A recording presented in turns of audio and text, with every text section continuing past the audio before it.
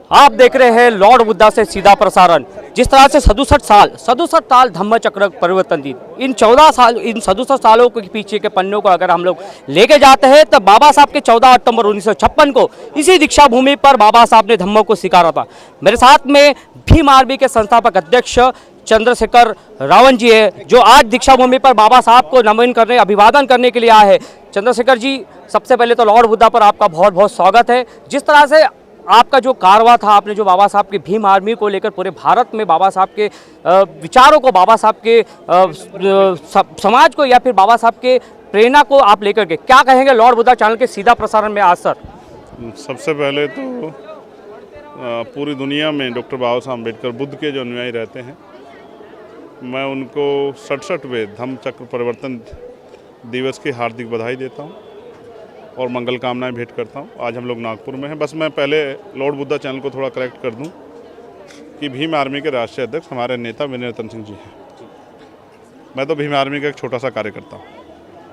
और ये जो आपने कहा कि एक लंबा सफ़र, तो परिवर्तन एक दिन में नहीं होते, परिवर्तन एक सतत प्रक्रिया है। जितने लोगों को बाबा साहब ने उस समय में धम्म की दीक्षा दिलाई, उससे कई गुना लोग धम्म की दीक्षा मान्यवर काशीराम साहब के साथ लेते। ऐसा फैसला मान्यवर काशीराम साहब ने किया था। और मेरे आज भी याद है अच्छी तरह से, उन्होंने कहा इसी धरती से, नागपुर की, कि बाबा साहब डॉक्टर भीमराव अम्बेडकर की धम्म की दीक्षा की 50वीं सालगिरह पे बाबा साहब ने 56 में ली, यानी कि 2006 में मैं अपने करोड़ों अनुयायियों के साथ धम्म की दीक्षा लूँगा। समस्या ऐसी रही कि, और हालात ऐसे रहे, परिस्थिति ऐसी रही कि मान्यवर काशीराम साहब उससे पहले हमारे बीच से चले गए। लेकिन अगर आज वो फैसला, काशीराम साहब जीवित रहते और वो फैसला लिया जाता, तो मुझे आज ऐसा लगता है कि आज बौद्धिस्टों की संख्या जो है वो देश की तीसरी बड़ी आबादी होती। तो मैं समझता हूँ कि अभी जो बाबा साहब का अधूरा कारवा, अधूरे सपने, उनको पूरा करना उनकी औलादों की जिम्मेदारी है। चाहे वो उनका राजनीतिक सपना हो, चाहे उनका सामाजिक परिवर्तन का सपना हो, चाहे वो उनका आर्थिक सशक्तिकरण का सपना हो, चाहे उनका धम्म का सपना, बौद्ध में भारत का सपना। और हम उनकी औलादे हैं। हम उनके अधूरे सपने को पूरा करने के लिए मेहनत करेंगे, संघर्ष करेंगे और लगातार जारी रखेंगे उस काम को, जो परिवर्तन का काम है, जो एक सतत प्रक्रिया है। और वो तब तक जारी रहेगी जब तक ये परिवर्तन काम पूरा नहीं हो जाता। चंद्रशेखर जी, जिस तरह से बाबा साहब की बात की जाए तो 14 अक्टूबर 56 के बाद अगर हम लोग देखा जा रहा है तो 67वें अभी हम लोग समय में आ चुके हैं। लेकिन जिस तरह से बाबा साहब ने इसी दीक्षा भूमि पे धम्म को कारवा शुरू किया था, कहते हैं हमें लगता है कि आपके माध्यम से या फिर पूरे भारत के माध्यम से धम्म कारवा कहीं तरीके गतिमान नहीं हुआ, या गतिमान होना चाहिए, या फिर हम लोग को धम्म को समझना चाहिए कि कहीं तरीके वही धम्म को रुका हुआ है? क्या कहेंगे? मैं समझता हूँ जो लोग इस विषय पर काम कर रहे हैं वो बहुत बड़े पैमाने पर इस काम को कर रहे हैं और उनका एक लंबा प्रयास भी है। आज अगर दुनिया में धम्म की बात हो रही है, या यहाँ के से बाहर जाके भी लोग धम्म के साथ खड़े हैं, या लगातार उनकी संख्या बढ़ रही है, तो ये एक प्रयास है। और जैसा मैंने कहा, वो प्रयास लगातार जो धम्म का काम कर रहे हैं, हमारे जो बनते हैं बौद्ध भिक्षु लोग हैं, मैं उनको बधाई देता हूँ कि वो एक बहुत बड़ा काम कर रहे हैं। आज जो सरकारें हैं वो कई तरह की मुसीबतें, कठिनाइयाँ जब वो धम्म के काम को आगे बढ़ाना चाहते हैं वो खड़ी करती है।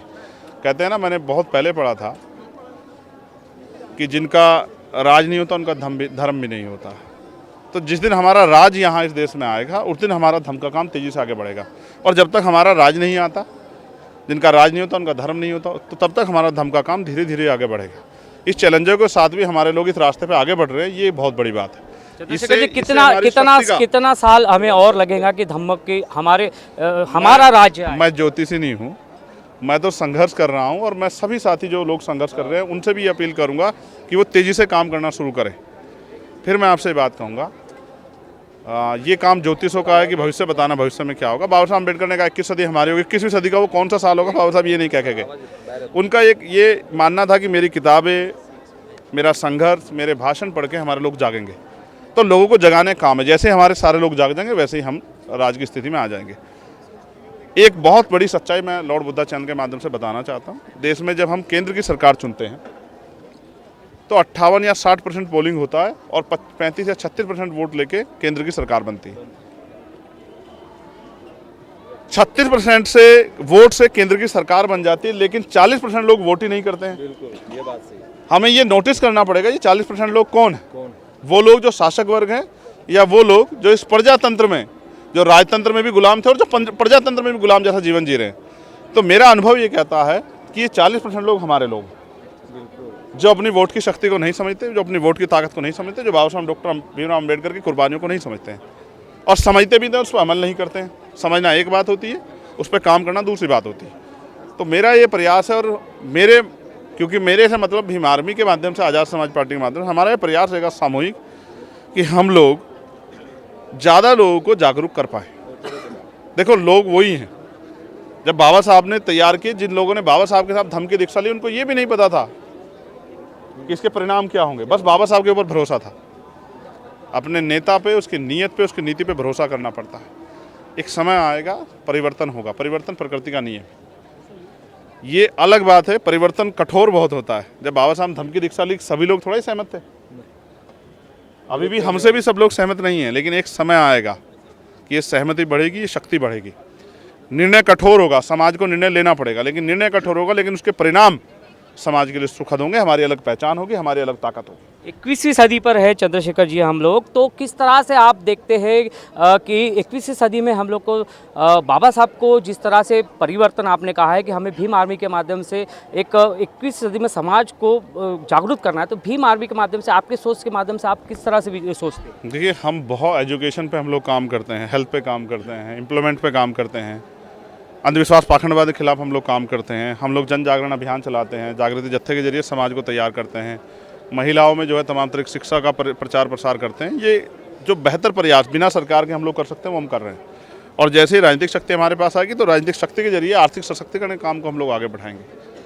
सामूहिक व्यापार के, रोजगार के, उद्योग धंधों के, लोन के, सरकारी नौकरियों के, प्राइवेट सेक्टर के, ज़मीनों के, जिस तरह से भी समाज को हम लोग पैरों पर खड़ा करते हैं, उस काम को करेंगे। और देखो, सबसे ज़रूरी है, अगर हम आर्थिक सशक्त नहीं हुए तो फिर बराबरी नहीं आ सकती है। बाबा साहब डॉक्टर भीमराव अम्बेडकर ने संविधान को सौंपते हुए इस बात को कहा था संविधान सभा के लोगों से कि राजनीति में 1 वोट 1 वैल्यू, इससे राजनीति में तो बराबरी आ जाएगी, लेकिन जब तक सामाजिक गैर बराबरी और आर्थिक गैर बराबरी दूर नहीं होगी, तब तक समानता की बात करना, समानता का मजाक उड़ाना होगा। आज भी हालात ऐसे ही हैं। देश के प्रधानमंत्री जी कहते हैं कि 80 करोड़ लोग सस्ता राशन लेते हैं।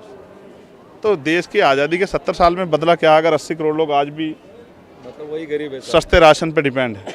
इसका मतलब आपने कुछ किया ही नहीं, और कांग्रेस के लोगों ने भी कुछ नहीं किया। और देखो, आप ये सोचो, इस बात को भी गंभीरता लो कि हमारे दल, अपने दल क्यों जरूरी है। बाबा साहब ने इस सोच के साथ दल बनाया कि जो दूसरे दल है वो हमारे बारे में नहीं सोचते हैं, वो हमें गुलाम जैसा सोचते हैं, वो हमें गुलाम जैसा सोचते हैं, और वो ये सोचते हैं कि हम उनकी दया पे हैं, जबकि प्रजातंत्र में कोई किसी की दया पे नहीं। अगर कोई किससे वोट देता है तो उससे शक्ति भी प्राप्त करना चाहता है, और वोट शक्ति के लिए। अगर आप मुझे वोट देते हैं, आप मेरी शक्ति बढ़ाते हैं, इससे आपकी शक्ति बढ़ती है। तो बाबा साहब अम्बेडकर ने उनकी नीति और नीयत को देख के अपना दल बनाया,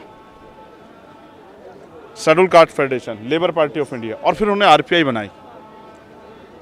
जब आरपीआई से वो कारवा पूरा नहीं हुआ, तो मान्यवर काशीराम साहब ने DS4, बामसेब और बीएसपी बनाई। उससे भी वो कारवा पूरा नहीं हुआ, ये भी आप लोग जानते हैं कि वो जो सपना बाबा साहब अम्बेडकर ने देखा था, क्या वो पूरा होने के हालात में है? आप मुझे बताओ, कोई एक साथी बता दो। नहीं। तो नहीं है, तो इसका मतलब हमें किसी और ताकत के साथ फिर खड़ा होना पड़ेगा और सपने को पूरा करना पड़ेगा। तो हम देख रहे हैं कि चंद्रशेखर जी के माध्यम से हमें वो सपना जो है अधूरा रह गया, वो पूरा होना है। अकेला चंद्रशेखर नहीं कर पाएगा। जब तक समाज की शक्ति नहीं साथ खड़ी होगी, तब तक नहीं होगा। जिस दिन समाज की शक्ति साथ खड़ी होगी, ओवरनाइट चेंज होंगे। और जब तक समाज की शक्ति साथ नहीं खड़ी, तो अकेला चंद्रशेखर गोली खाता रहेगा, और पता नहीं कितने चंद्रशेखर गोली लेंगे, ये भी नहीं पता है। और जो भी आवाज़ उठाएगा आज के तंत्र में, ये RSS, भारतीय जनता पार्टी के लोग, उसको पहले CBI ED इनकम टैक्स से डराएंगे, झूठे मुकदमों से डराएंगे, जेल डराएंगे, और इनसे भी डरेगा तो फिर गोलियां मारेंगे। और जो इनकी गोलियों से बच जाएगा, अब उसके लिए कोई और रास्ता हो सकता है, बम लेके बैठे हो कि बम से उड़ा दें। तो जीवन तो एक ना एक दिन समाप्त होना ही, तो फिर डरना किस बात का? अपना काम कर रहे हैं और करते रहेंगे, और इस कारवा को जहाँ तक आगे बढ़ा पाएँ। ये बोधि वृक्ष इतना बड़ा नहीं था जब लगा था, ये छोटा सा था। तब लोग इसके पास से गुजर जाते होंगे, देखते भी नहीं होंगे इसकी तरफ, और नहीं पता था कल ये इतना बड़ा हो गया, छाँव देगा यहाँ सबको, और इसके नीचे बैठ के शांति मिलेगी। आज चंद्रशेखर एक इस मिशन का छोटा सिपाही है। आज चंद्रशेखर को उससे आंकना, और पुराने लोगों, जो लोगों ने 20-30 साल 40 साल काम किया, उनसे, उनकी शक्ति से आंकना चंद्रशेखर के साथ धोखा होगा। मुझे 40 साल का होने तो दीजिए संघर्ष में।